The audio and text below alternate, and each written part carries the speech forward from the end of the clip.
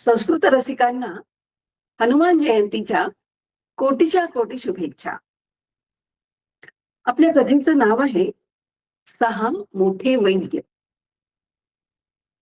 खूप खूप वर्षांपूर्वी अनंत श्रेष्ठी नावाच्या व्यापाऱ्यांनी अल्पवयातच उत्तम व्यापार करून भरपूर संपत्ती, सचोटीमुळे कीर्ती आणि दानधर्मामुळे भरपूर पुण्य संपादन केलं होतं. आणि तसंच कष्टामुळे तिशीत चाळीशी. अनेक निष्फळ उपचारानंतर त्याला कोणीतरी शेजारच्याच गावातल्या माधवाचार्यांचं नाव सुचवलं. तेव्हा त्यांनी माधवाचार्यांना बोलावणं पाठवलं. पण माधवाचार्यांनी त्या सेवकातर्फे त्याला निरोप पाठवला. आपली सेवा करायला मला आवडेलच, पण माझे दोनच नियम आहेत. गावच्या वेशीपासून आश्रमापर्यंत आपण पायी चालत यावं आणि सूर्योदयापूर्वी पोहोचावं. तेव्हा एवढा मोठा कारभार वेगवेगळ्या सेवकांवर कसा बसा सोपवून अनंत श्रेष्ठी निघाले.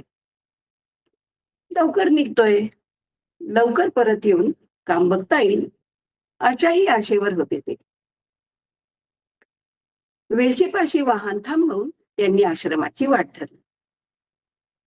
आश्रमाचा रस्ता मात्र फारच सुरेख होता. दुतर्फा झाडं, वेली, मऊ गवत आणि माती असलेली पायवाट त्याच्या पावलांवर अगदी प्रेम करत होती. त्यात पहाटेची सुंदर हवा.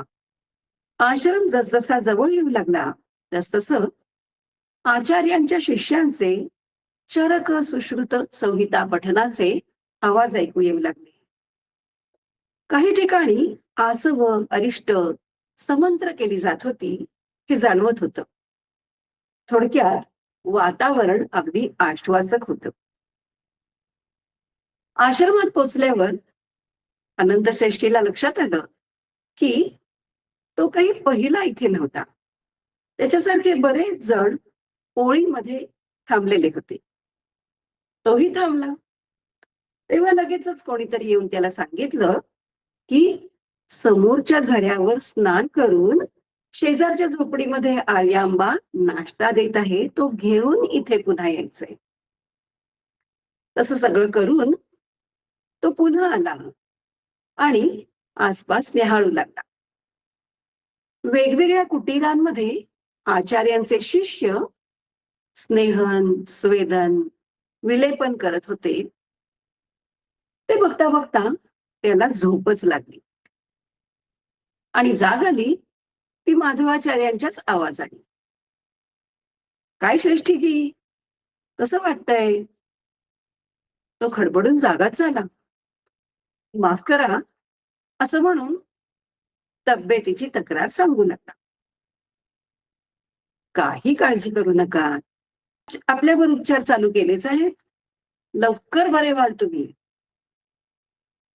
काय, माझ्यावर उपचार चालू झाले?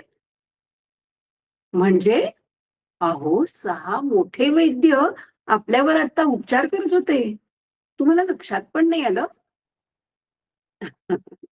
तेव्हा आचार्यच हसून म्हणाले, अहो, सूर्यप्रकाश, ताजी हवा, स्वच्छ पाणी, उत्तम आहार, व्यायाम आणि झोप हेच सहा मोठे वैद्य.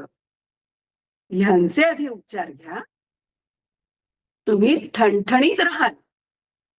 आणि तरी सुद्धा काही कमी जास्त वाटलं तर हा सातवा वैद्य माधवाचार्य आपल्या सेवेस कायम तयार असेल. शुभम भवतु.